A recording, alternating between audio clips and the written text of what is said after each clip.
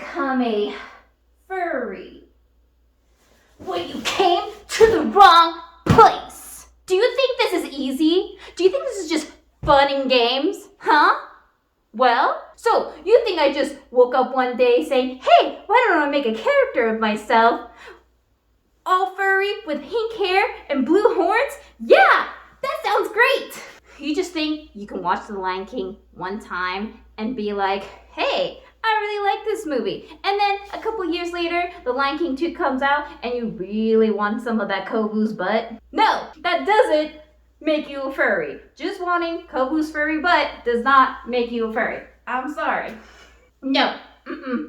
No. To be a furry, it's not that easy. It's not for fun. Not at all. That's why you came to actually the wrong place. If you're here to just be a furry for fun, like everybody else, like everyone else in a fandom, no! That's not how it works! There's so many steps prior to being a furry. And you know what one of those steps are? Even before you take the first step of deciding, hey, I want to be a furry, is, yeah, that's right, you have to be bullied. Preferably in either high school or middle school. Sorry, I don't make the rules. You think I'm just making all this up as I go along right now? You think that these aren't legit? Well, they are legit. They are legit, okay? Oh my god, Becky? It's that weird girl. No way, the one that reads all those Japanese comic books alone in the library? Look at those big ears. Oh my gosh, and that pink fur?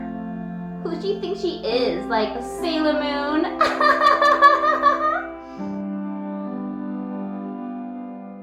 That's right, weirdo. You have to be bullied before being a furry, because you know what? We're all weird. And since we're all weird, we have to be bullied by everybody else. Duh. I mean, if you're gonna take the steps of becoming a furry, yeah, you have to be a warrior. Come on. You gotta be bullied, gotta be prepared for what's coming your way. Because when you become a furry, you have to be prepared. You gotta be headstrong. You gotta make sure that you take all of that hate and you take it and you say, so what? Now that you're a degenerate human being and been bullied in middle school, preferably high school, or the other way around, forgot which way I said it, you then have to sign your soul over to the fandom. So yeah, forget it. You have no soul anymore. You're just a furry. You think furries just get to have souls? No. They don't. Don't worry, all the conditions about being a furry. Just come to me or any one of my friends, Lolly and Buttons. They'll give you a contract. You sign your soul over, and that's it. But that's not all. You think just signing a piece of paper just makes you too furry and being bullied a little bit in high school or middle school preferably? No, that is not it. No. That is just the beginning, so you can then create your own character. Now, you might think, oh, I get to decide how to create my own character. Nope. You do not. You are wrong. You can't just be any character. You can choose 5 of the following. 4 of the following, actually. A wolf, a cat, a fox, or a dog. Those are the 4 that you get to choose. Sorry, like I said, I'm not making up the rules. I'm not just making this up right now. These are the actual rules of becoming a furry. So, like me, for example, I am a finnick fox. Now, you might want to go on to the next step and pick what colors you want your personas to have. Now, you think, hey, you could be like me, pink, blue. No. you do not have that right. You see, if you pick pink, blue, and white colors for your persona, then that's basically copyright. You're basically like me. Any other furries who have pink and blue in their color scheme is basically just copying me. It's not like we have just, a couple of color palettes that match each other that you can just pick and decide, oh, you know what? These are just favorite colors that I like. I like to put them on my fursuit. But no, you can't. Because then you would just be a ripoff of another character. And you want to be unique. You want to be different. That's why we're furries, because we want to be different. So, I'm sorry, pink and blue are taken. You can't pick those colors. Maybe you could choose something like, I don't know, brown. Oh wait, that one's taken too. Green. Oh wait, purple. Black. Yellow. Orange. Silver. Turquoise. Magenta. Oh well, I guess they're all taken. I guess you can't become a furry, my bad. So once you sell your soul and create a character, you're gonna want to wait 3 years to, change up your character, add things, change the color, for a couple of times throughout that year. And you can't forget this next part, but you want to make sure that you also commission art. So as it's changing, you're going to commission art that you're never going to use again because you have changed your character so much over time that those art just doesn't apply to you. You can find artists pretty much anywhere. Furry Affinity, Facebook, Fiverr. I don't know. Just look it up. So now that you wasted all your money on buying commissions of your character that no longer looks like that anymore, you are now going to follow into the next step, which is obviously getting friends. So you don't just want any friends in the fandom. No. Gross. No, not just anybody. Because you know what? You've got standards. You need to become friends with a poppy fur. Now, poppy furs are the only people that matter in the fandom. They're the ones that are extremely popular within the fandom. And they're the only ones worth your time and to talk to and to become their friend. You think I became a furry without making friends with them? Come on now. Come on.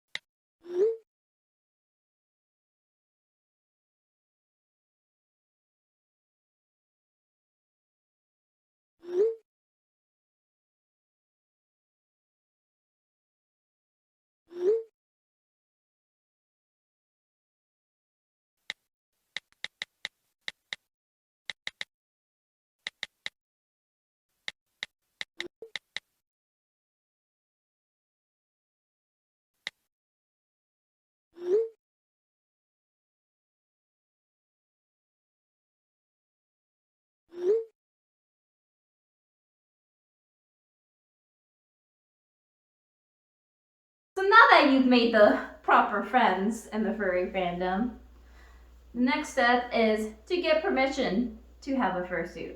Because you can't just decide when you get a fursuit.